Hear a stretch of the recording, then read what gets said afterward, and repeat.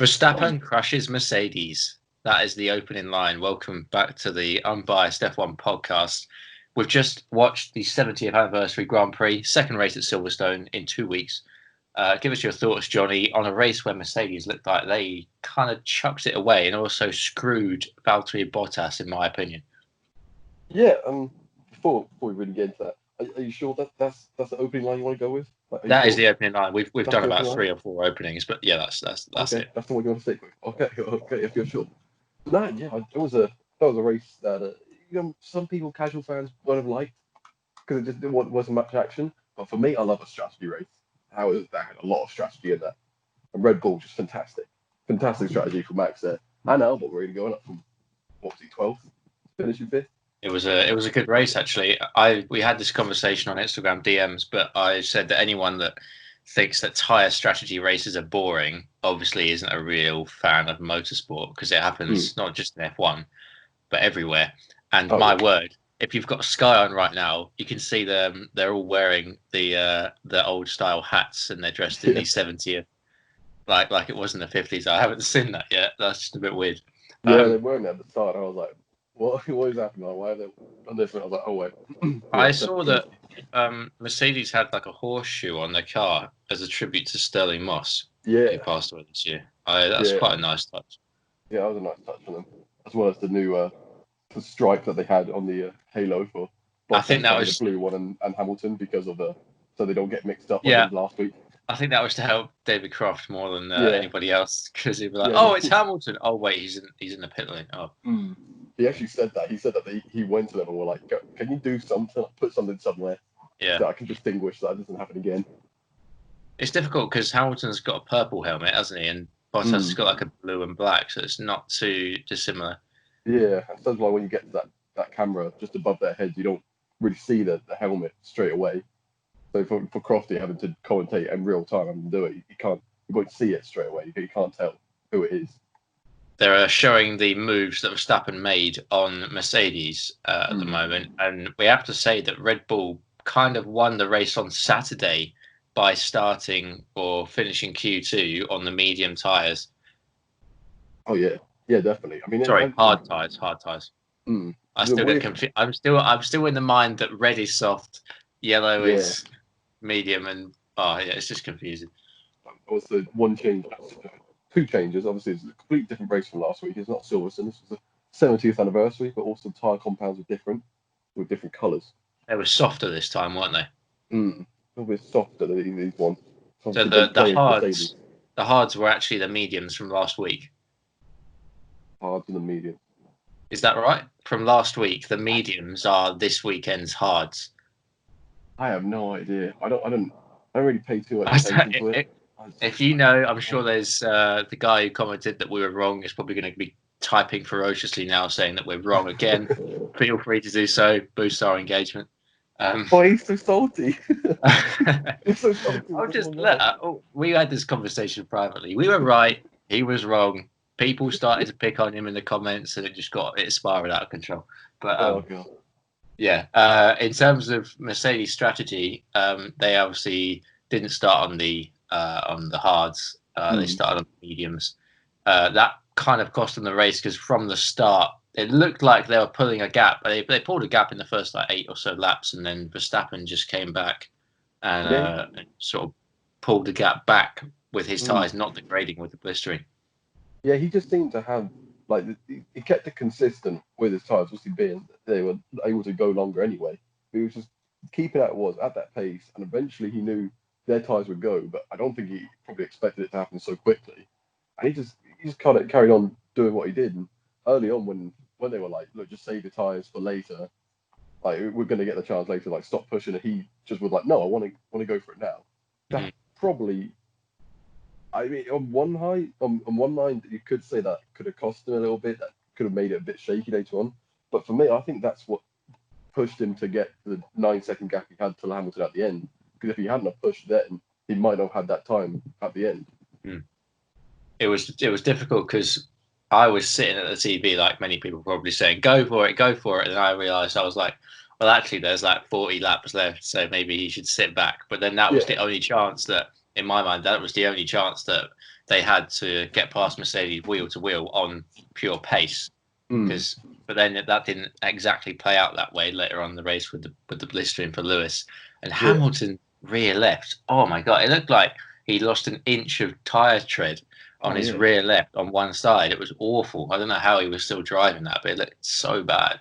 Yeah, both his and Bottas' tyres just they looked like nothing that like any other car had. Like they were just gone. I couldn't believe how bad they were. How he's still driving. How they even contemplated trying to get him to the end on that set before he pitted with what 12 laps left or something. Yeah, like that was it was mad that he was even driving with it because it looked gone, completely gone. And it was quite an interesting race at the start because it was the lights went out super quickly, I thought, at the very start, and and Vettel actually got quite a decent getaway, and then he couldn't even get around the first corner without spinning. And I feel for the guy. I think a lot of people feel for him, but a lot of people online are going to be kind of abusing him, which I don't think is the best or right thing to do. Yeah, but he was the amount of times that you've seen I think I might have said it to you. The amount of times you've seen cars and guys touch the first inside curve of turn one and nothing happens. That happens like every lap almost. Yeah. I guess on colder tyres at the start, he was just unlucky, but it doesn't help that he also started on the hards. Actually, he could have been doing what his teammate did and finishing in fourth. Yeah, he could have had a good race, but it's just unfortunate after happened to him. Obviously, just being known in the last 3 years with the spins. But also, yeah, it's just the sort of thing. It looked embarrassing at first for him, but you're sort of like, oh, it was just the cold tyres. It's just unfortunate how it happened. He could have had a good race, but that ruined it straight away, and he just never recovered. And just later on, when you see him getting angry as well, you got to feel for him. Anyone who's still hating on him now, that's just you can't pay attention to those guys because you can't blame any of this on Vettel. He's just Ferrari don't care for him, and it's obvious to see. I said I feel for Vettel. Someone who I feel for more in this race was the pole sitter Valtteri Bottas. I feel personally that he was a bit screwed over by the strategy. I know he was given first dibs on when to pit, etc. On the first stop, he pitted before Lewis, and Lewis pitted straight before Max. Would have got him anyway, but he seemed to have the pace on Lewis at the start of the race, and he only kind of lost the position at the end due to his tyres dying, basically. Yeah, it was strategy for him. He'll definitely be bringing that up in the debrief later because obviously they had Hamilton, especially if Hamilton had gone to the end on his tyres and finished ahead of him.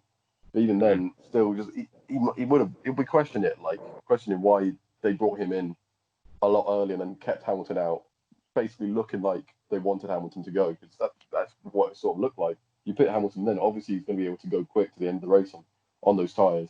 And when you see him, when you see the race later on, him catch Bottas and just go past him, it looked like it wasn't an easy move by any means, but it was a lot easier than it could have been if Bottas had pitted, if they'd done the same strategy with Bottas. Do you think Lewis was fortunate that happened, or did you think that was his master plan to not pit at the start and wait to hold up Max and then go later on after Valtteri? I don't know. I feel like the plans changed so many times for Mercedes. At the end of it, at the end they were just do what you can, and that's the strategy that came up, and it just so happened to be for Hamilton, and he just took the chance like he does. He's a world champion. He's a 6-time, go over 7-time world champion. He's going to take any opportunity he can get, and that's what's happened today. What do you think? Also, to the whole racing point of saga, we mentioned it last week, I think, very briefly, but there's been a lot of developments. Obviously, if you're new to F1, you don't really know what's going on. Racing Point have basically copied last year's championship winning Mercedes, and they have been fined €450,000, and they lost 15 points, I believe, in the Constructors' Championship as well. And obviously it's caused a lot of furore in the paddock. When I saw the news that Ferrari, McLaren, Renault, I believe, who else was it? Someone else, Alfa Romeo, maybe Haas again were appealing it. I thought they were appealing it to be in favour of Racing Point, be on the side of Racing Point, but they're actually against Racing Point, and they want more punishment for Racing Point. And now Lawrence Stroll has come out today before the race saying he's going to defend his whole team with all of his might and all this fighting talk. What the hell is going on?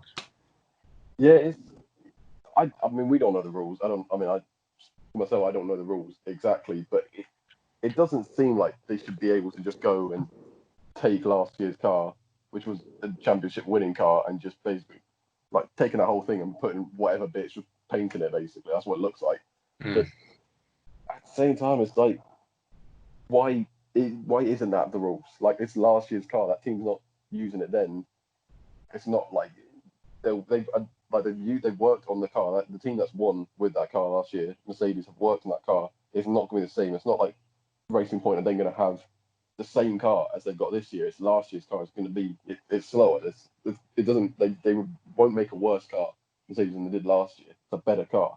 So I don't see why it shouldn't be allowed. But then I see for the other teams, they don't want it because it's Mercedes. It's a team that's been dominating for the past 7 years. And like, so for them just to go and take last year's car is a bit like, come on, we can't do that. We're nowhere near. Like, that's just not fair for them. It is a bit like them stamping their feet, going like, "Oh, they're not letting us play fair," but they have a valid reason to. Do you think as well? I just playing devil's advocate here. Couldn't Williams or Haas or Renault or McLaren just do what Racing Point have done this year? Couldn't they just go and copy last year's car? Do you think we'll see more of that in the future? Obviously, it's a bit up in the air at the moment, but if the ruling stays as it is, I've read somewhere that basically Racing Point had some pictures of the 2019 Mercedes sent to them by Mercedes. They inspired, quotation marks, a design based on those drawings, and they got the same brakes, the same gearbox, same engine as this year's Mercedes. So do you think we're going to see more teams copying other teams that are doing well? Yeah, this ruling will be a big reason. It's going to tell, like, see what it's going to be like. I can't talk right now. It's going to change how it can be for the younger team, like the lesser teams. It's going to, like, if it goes through, they don't end up penalising Racing Point anymore. You're going to see it happen a lot more with your Haas's and your Williams and that. If it comes out that Racing Point get even more of more discipline, then it's just going to basically cut that then. So it's going to be huge. I think there's got to be something behind it, though, why other teams haven't been able to or haven't done it in the past. Racing Point have just done it now. Maybe it's something to do with the costs of it. They can't. They just don't know. They don't have. Other teams don't have the money to bring it in. And Racing Point, with Lawrence Stroll, the billion-dollar man he is, being able to put the money into the team to get the same parts as Mercedes got, or if there's just something else behind it, I don't know. But yes, I just going to be waiting to see what the decision is in the end. It's going to be tricky because I think the regulation change has obviously been pushed back to 2022. It was originally going to be next year, but obviously the pandemic has put a little bit of stop to that. I can understand why they put it back to 2022, but it's going to be interesting to see whether teams do that. So keep your eyes posted on the news of that. It might seem boring to sort of new and younger fans, but this could change the next 10, 15 years of F1 in terms of competitiveness. And the final point I'll say on that is that Damon Hill put a tweet out saying, imagine if there's going to be 12 or 10 copies of a Mercedes car in 2021 or 2022. Everyone was like, oh, that'd be terrible. It'd be like IndyCar or F2. But that'd be amazing. That would be incredible racing. And with identical cars, F2 have had 8 different race winners in 10 races. So, but we don't want F1 to be equal cars. Just saying that. No. But it will be interesting to see what happens. Yeah. Alex Albon, I want to talk to you about Red Bull, the other Red Bull. He went a little bit under the radar today. He's had a couple of tough weekends. They're replaying some of his overtakes on Sky at the moment. He had a tricky race, but he did have a long battle with Gasly, which I felt was quite personal for the Red Bull seat maybe next year or this year. He started way down the field and he finished in 5th, just behind about 10 seconds behind Charles Leclerc. Yeah. Good weekend overall for Red Bull, actually. Yeah, I think they've obviously. I remember saying for the last race, I saw that article that said that they admitted that they need to give him a better car, like a more equal car to Max. And it's if they've done that for this weekend, it shows. If not, he's just had a great race. Either way, like he's done fantastic to get up. I was surprised because I didn't realise he had got up that far when they showed that he was overtaking Stroll for fifth. I think it was then. I was like, oh snap! I didn't realise he got up that high. I didn't realise he had done so well. So yeah, if they've given them that equal car, then yeah, that's. I'm not going to say like fair enough. That's what they should have been doing anyway. They should have been giving him a good car still, but no, a good race from him. He was definitely it was between him and Leclerc for my drive of the day because of how high he climbed. But yeah, so I'm glad to see him doing well because I was starting to feel bad. I think I've said I don't particularly like Albon too much, but I started to feel bad for him too because of the fact that they seem to be screwing him over with the fact that his car was it just had a lot less than Max's. So to see him with a better car, it's good. If only they gave Gasly this sort of treatment. Just saying. Do you think Gasly, with that battle he had with Albon, do you think he's putting his foot down on Red Bull, saying, "I'm in an AlphaTauri. Surely I should be given the seat back because I held off Albon on dead tyres, pretty much." I don't think he's like saying to them. I say basically a lot. I'm realizing that I say basically way too much.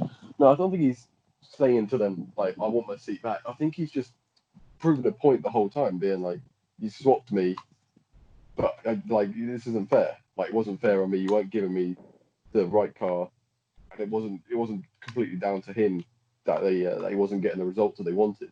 So I think he's doing it more for if the opportunity comes for a better drive in another car sometime. If it comes along with Red Bull again at some point, I don't think he'd say no. But if it ever comes up with one of the other top teams, like if maybe like a Renault or something, if they ended up having a real good car, or McLaren as well, if Norris and Ricciardo's partnership doesn't work out and they need another driver, Gasly's there, he'd take it. I think a better car than the AlphaTauri.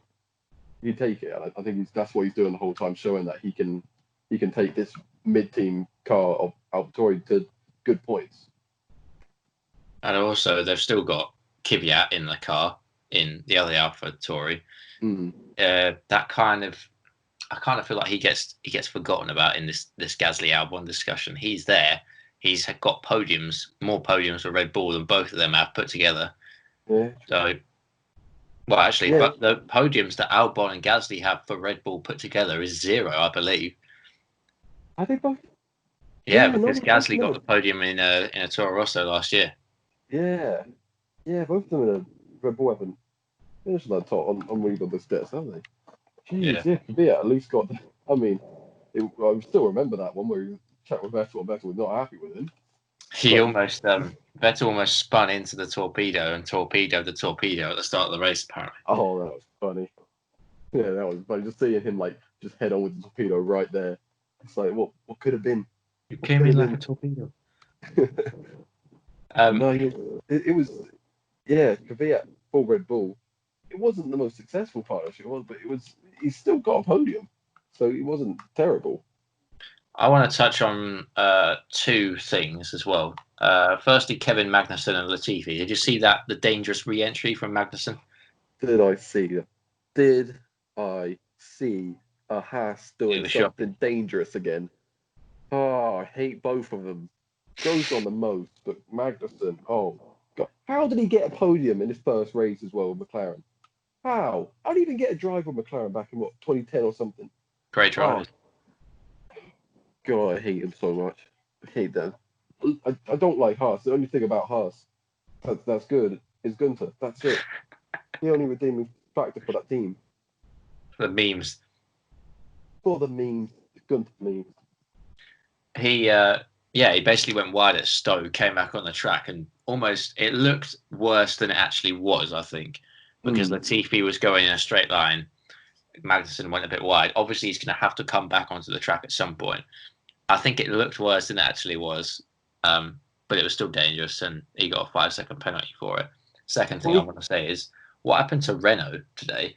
Because Esteban Ocon finished in 8th place, Whereas Ricciardo, who had a fantastic qualifying and looked like he'd even get in the top 3 yesterday in Q3, finished a lap down in 14th place behind both McLarens, both AlphaTauris, both Ferraris, both Racing Points, both Red Bulls. It was what happened there?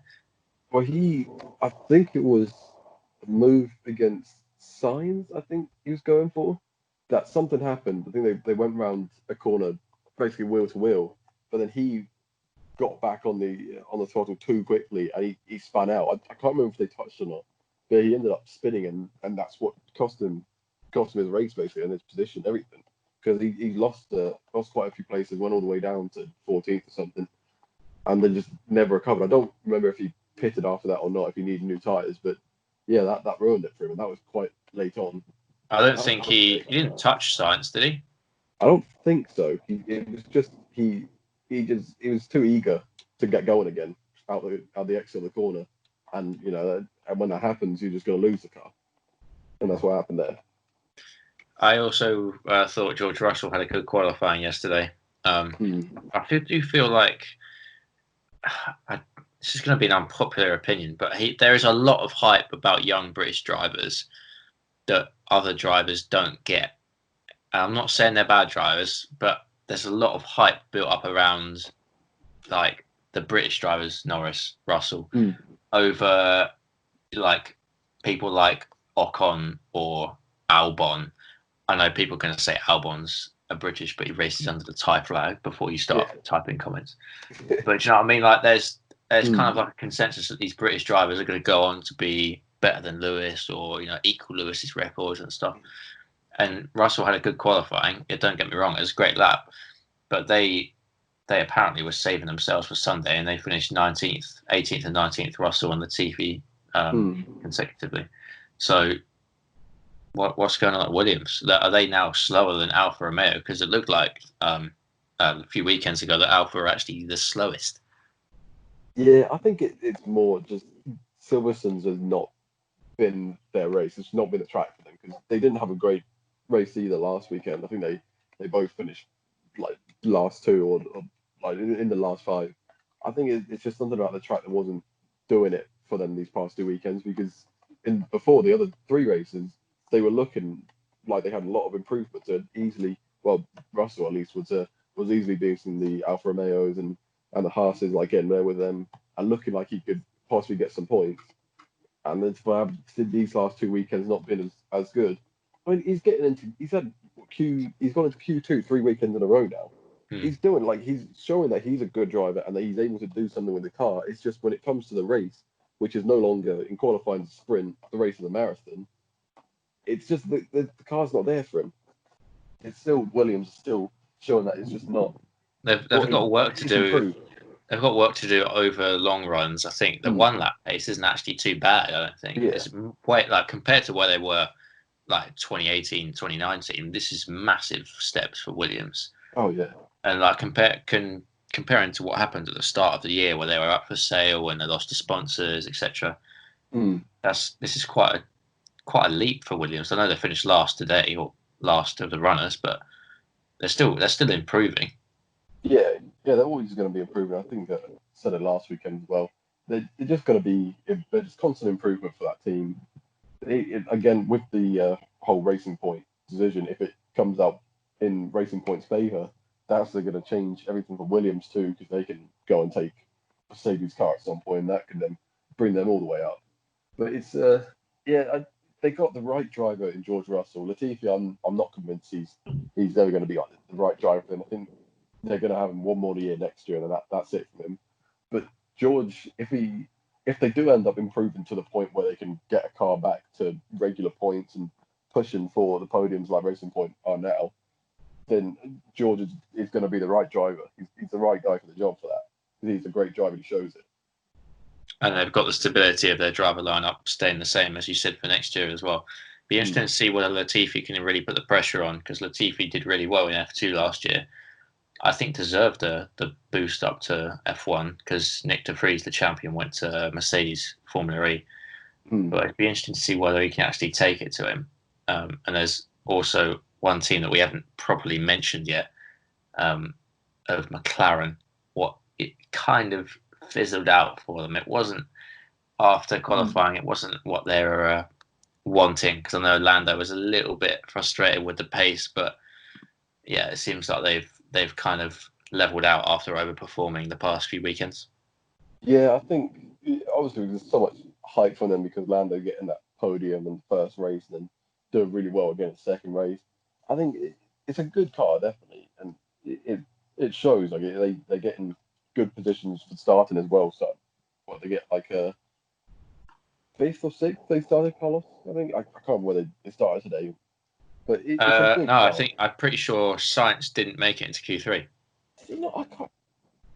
I can't remember qualifying now. I think Lando qualified in the top 10. I think he was 9th or 10th, and Carlos was like 13th or 12th. I'm pretty sure. It's just another one where it's just not been good for them the last 2 weekends. But yeah, either they peaked within 2 races at the start of the season, and then just the improvements in the car so far, while other teams have been working on their car again like usual, like they usually would, working on the cars. But each weekend they've just not really done too much McLaren, or if it was just 2 lucky weekends.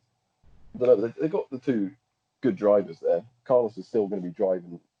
Like he's got to show his worth for McLaren, but also because he's going to Ferrari, he's got to show that he deserves to drive still. Lando's just got a lot of hype behind him, and he wants to prove that the whole time. But it's just not.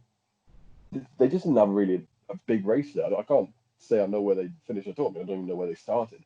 They just weren't really doing anything. Lando finished 9th, and Sainz was 13th. I reckon the temperatures didn't help.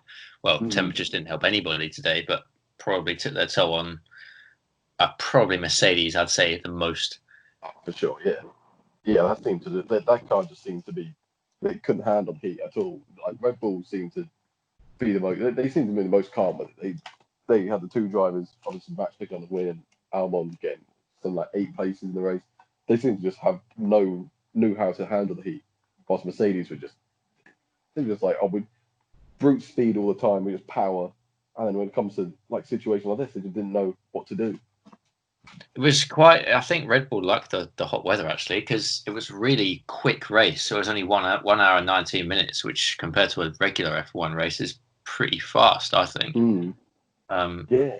Actually, I say that. I didn't even clock how quick the race was. So that was 1:19. That's very quick. Like 1.5, aren't they? Like 1 hour 30. Yeah. It was. I'm pretty sure it was slower last weekend. I don't know actually. It was. I think everyone also finally before we finish, I think everyone's kind of learnt their lesson from last week and the tyre failures, because obviously the compounds being softer this weekend wouldn't have helped that, and that's why a lot of people were trying to utilise the hard tyres as well. Are you going to add something in there, or are we just going to pretend that gap didn't exist? I completely don't know. I was listening to Bottas there. He was he's talking right now, and I was just listening to what he was saying. I forgot we were doing a podcast for a second. Oh, for sure. Lewis was a little bit too fast today, so. Always kept with the accent. He was. Who was I doing an accent of earlier? Oh no, I was saying that I'm not sure what Lewis said. Comment what he said below, but I'm pretty sure he would have kind of said, well, if he finished behind Valtteri, which he didn't, but if he finished behind Valtteri, it'd be like, well, firstly, Valtteri's done a great job today. Every single time, even in qualifying, it's that line that he loves so much. He just, I think he has a thing with his second drivers whenever they finish better than him, because he's a competitive guy, just like every driver is. But anytime his second driver finishes ahead of him or starts qualifying ahead of him, he's always just like, oh, they did a great job, but inside he's like, hate that guy. And the final thing we should end on is the one man we all wanted to see get a podium, finishing behind his teammate in 7th, Nico Hulkenberg, probably his last race this year. Hopefully, if no one gets COVID, hopefully no one does. We're expecting Perez to come back for Spain, not confirmed, but that's expected. He should be back, yeah. He will be. Thoughts on Hulkenberg? Because he was running in 4th for a large chunk of the race, and I think he was pitted again towards the end of the race to try and jump Albon, which didn't happen. He got past Ocon, but he didn't quite get his teammate. He was still 13 seconds behind Stroll across the line. Yeah, it was shameful because it was a solid run in all race, and while it looked like a long shot, from straight away from the start when Max jumped him off the line, a long shot of getting that podium. It was still like he was hanging around there, and with Mercedes having those problems the whole time. I know we were joking like, I imagine they both don't finish on the podium, and then you have Max first, Nico second, Leclerc third. But it was yeah, I mean, we all would have loved to have seen him finish on the podium, but it was going to be tough, and he didn't deserve to finish down all the way he did. But I can see why they tried to what were they trying to do and why they did it. Mm. It was unlucky, and hopefully he. Do you reckon this has got to boost his chances for a drive next year? We know he's been talking to Haas. Is that a viable drive for him, or is he now on the cards for Racing Point to replace Stroll and Perez and partner with Sebastian Vettel at Aston Martin next year, or is that completely out of the window? They need to do that. I think they might now be looking more. I know they've had a lot of conversation with Vettel, but I think there has to be something to say with, he's not getting the right car. Ferrari really don't care for Vettel this year. But also his attitude just towards it is just, he just doesn't care enough to want to go for it and try to be like, give me something I can still do something with this car. He was fuming on the radio, absolutely fuming when they pitted him. He was like, oh, you messed up there. Yeah, no, he was not happy one, but I saw it afterwards. I saw it was on Instagram. So I think, no, it's Guido actually. Guido van der Garde, the banter king of Formula One. King, yeah. Yeah, he posted Guido banter god. Yeah, you gotta love him. Every race, the best comment is always going to be from Guido. But yeah, I think Racing Point or whatever they're going to be next year need to seriously consider, instead of, because Lawrence is not dropping his son. Like that's just a given. He's not dropping his son. Like, it doesn't matter. Like, whatever happens, Lawrence could get into like a serious accident, and he'd still be like, no, he will be driving next year. To be fair, Stroll's had a good few races. Like, would you want to drop him? Would he be signed by someone else? No, I think if he loses his seat, he's lost his F1 drive, basically. I think so. I mean, I think if Haas was smart, if he was to lose his seat, I mean, Haas have just been stupid all these years with keeping Grosjean and Magnussen, and that's not just me because I hate on the two, but they're just not good enough drivers. They haven't got a great car, but they're just not good drivers, them two. They should have picked up two other drivers ages ago. But I think if Lance was to lose his seat, I think if Haas was smart, he could get a drive there. Stroll and Hulkenberg at Racing Point. Oh, Stroll. What, at Racing Point or Haas? Oh, Haas. Haas. I don't know. It's American. Gene Haas. I think it's Haas. Gene Haas, He probably doesn't like that. He probably got teased for that at school. Yeah, probably. Probably. Anything else? Do you think we've covered everything, or should we wrap up? I think we've covered everything. I literally can't think in this heat. Like, it's just so hot. It is. Just saying, we're both in the UK, and it is. You can't swear, but it's very, very hot. Like, it's roasting. Like 30. What was it? 37, 38 the other day. I know in London, it was up at getting up towards 40. It's just it was. UK heat is different. It's something else. There's no aircon in the UK. It's proper heat. Just feel it. You just feel anytime it's hot, you step outside and you're like, oh, I'm crisp. I'm just nice crispy now. And on that note, I think we're going to wrap up. This has been a longer podcast, so let us know if you've enjoyed. Let us know if we've messed up and ruined your day by listening to this podcast, or made your day. So yeah, let us know what you think. Let us know what you think to Mercedes' strategy as well. Have they screwed over Bottas, or did Verstappen and Red Bull do a masterclass? Let us know what you think. Make sure you follow us on Instagram and all the other social platforms. We'll be back in a week's time, or is it 2 weeks until Spain? I don't know. I think it's a week. I think it might be a week. It might be a triple header, but we'll be back for the Spanish Grand Prix. Make sure you're subscribed, liking, commenting, and we'll see you on the next podcast. Yeah, thank you.